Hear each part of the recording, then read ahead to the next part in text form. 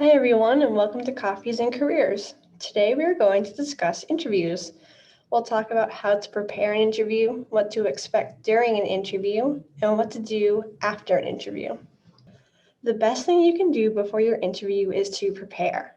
Research the industry, company, and position using LinkedIn and the company's website. Reflect upon your experiences and coursework to think of examples to use to answer interview questions. You'll have to understand your role and the interviewer's role.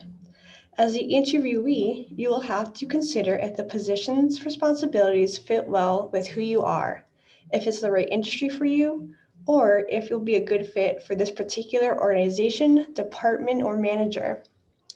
The interviewer will be wondering if you'll be able to successfully perform this job, fit into the company, and your willingness to be adaptable and provide quality effort. Next, we're going to break down the interview into 3 sections: what to do before, during, and after your interview. On the day of the interview, you're going to want to make the best first impression. You will need to wear professional clothes, shoes, and accessories. Wear minimal makeup and no perfume or cologne. Make sure that your hair is neat and tidy, and the same goes for your facial hair if you have any.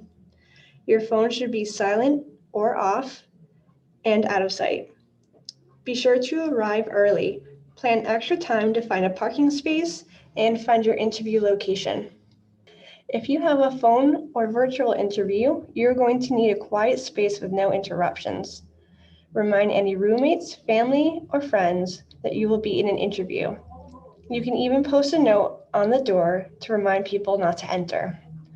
If you are having a virtual interview, make sure you have a blank, neutral background. Be mindful of any items in the background. You can use a filtered background if you cannot get a plain background naturally. Decide before your meeting who is going to call who, and have the link for the meeting readily available. Make sure that all devices are charged up or are being charged. Check on any computer updates the night before your interview, just in case. Even though the interviewer will only see your torso and above, be sure to wear a complete professional outfit.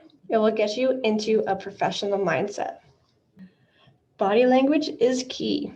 You should maintain good posture, so no slouching or leaning, and place your hands on your lap or by your side. Maintain good eye contact. If you are doing a virtual interview, we suggest minimizing the meeting window so that it is just a small rectangle. You can move the small window to the top of your screen just below the camera so you can maintain eye contact in a virtual setting. Be aware of any nervous habits such as touching your hair or face, cracking your knuckles, or saying or like. Be sure to use professional language at all times. You can pause for a few seconds before answering questions. This will give you an opportunity to take a breath, relax, and think of the best possible answer. And always remember to smile. On this slide, you'll find commonly asked questions. The questions in blue are questions that you should prepare and answer for every interview. The question in green are behavioral questions, and we'll talk about those type of answers on the next slide. Almost every interview will start off with, "Tell me about yourself." This isn't the time to discuss your interests like watching TV, working out, or cooking. You want to tell a story about the experiences you gain and highlight the skills you already know. You almost want to walk the interviewer through your resume. The STAR method is used to answer behavioral questions, which are the questions that start off with, "Tell me about a time when," or "Give me an example when." S stands for situation. This is the time where you'll set the scene with a specific example. T stands for task. This is where you describe your specific responsibilities. A stands for action. This section is where you explain the steps that you took to help out with the task. R is the response, so you will name the result of your actions. For example, you may be asked, "Tell me about a time when you successfully worked on a team despite running into obstacles." The S could be, I worked on a marketing project with 3 other classmates. Your T could be, I was the leader of this group. We had difficulty finding times when we could all meet to work on the project. Your A could be, I created a Google form for everyone to fill out to find times when we were all available. We also used a Google Doc for our project so everyone could work on it on their own time. And then your R could be, you were able to complete the project on time and received an A-. When answering questions, you should be honest, clear, and concise for all answers. Your answers should be less than 2 or 3 minutes long, depending on the question. It is important to provide quality answers in a calm tone. You may be nervous, and that's okay. Almost everyone gets nervous for interviews. Take a few seconds before you answer a question to take a breath and relax. If they ask you a question about a negative experience or quality, explain what you learned and how you would react going forward. You want to try to put a positive spin on it. If they ask you what is one of your weaknesses, be honest, but also explain how you're working on it. Usually, the last question that your interviewer will ask is if you have any questions, and your answer should always be yes.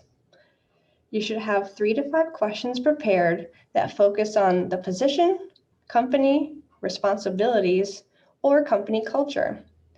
Some example questions could be, will I be provided with a mentor? How will I be evaluated? How does the company view work and life balance? What do you like about working for this company? Use your research you did before the interview to generate these questions, and be careful not to ask questions that they already answered during the interview. Also be mindful of asking any questions where the answer could be easily found on their website.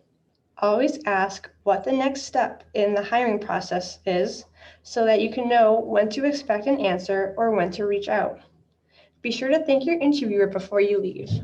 You will need to send a thank you email to your interviewer within 24 hours of your interview. This email should be sent to each person in the interview panel. If you cannot find the contact information of every person, you can write to forward your email along to everyone present at the interview in your email.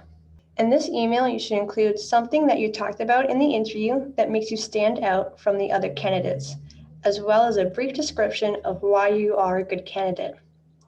If you do not hear back from the company within 1 to 2 weeks, feel free to inquire about your status in the interview process.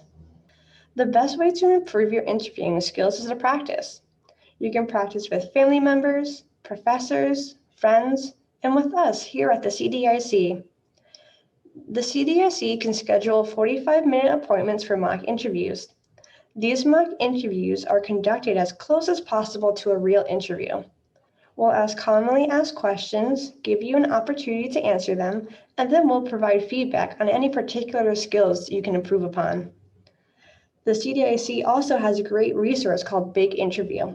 On this website, you'll be able to watch videos on how to answer commonly asked questions, find a long list of potential interview questions, and have an opportunity to record yourself answering questions and check them for body language and quality of answer. Thanks for watching our interview edition of Coffees and Careers. Check out our website, career.assumption.edu, or our Instagram, Twitter, or Facebook for more Coffees and Careers and other career information. If you have any questions about interviews or other career topics, please email us at careerdevelopment@assumption.edu. Thank you.